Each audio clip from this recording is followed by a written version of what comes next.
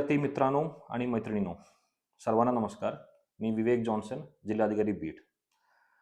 आपण सर्वांना माहीत आहे की 12वीच्या लेखी परीक्षा 10 फेब्रुवारीपासून आणि 10वीच्या 20 फेब्रुवारीपासून चालू होणार आहे. हे काल तुमच्या आयुष्यातील एक सुवर्ण क्षण आहे, जो तुमच्या कष्टाला आणि स्वप्नाला नवीन दिशा देणार आहे. मित्रांनो, जेव्हा तुम्ही परीक्षेच्या हॉलमध्ये बसतात तेव्हा तुमचे मागे तुमच्या आई वडिलांच्या आयुष्यभराच्या कष्टे उभे असतात.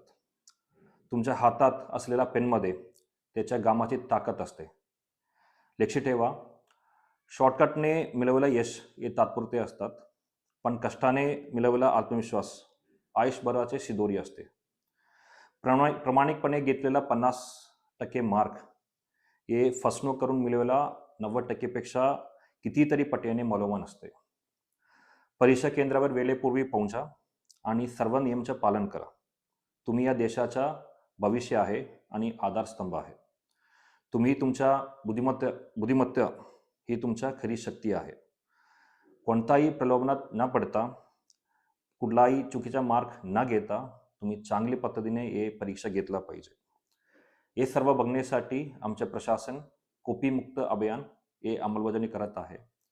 त्या अंतर्गत आम्ही सर्व परीक्षा केंद्रावर CCTV आणि त्यासोबत सर्व तालुका स्तरावर आणि जिल्हा स्तरावर या CCTVच्या कंट्रोल रूम बसवणार आहे.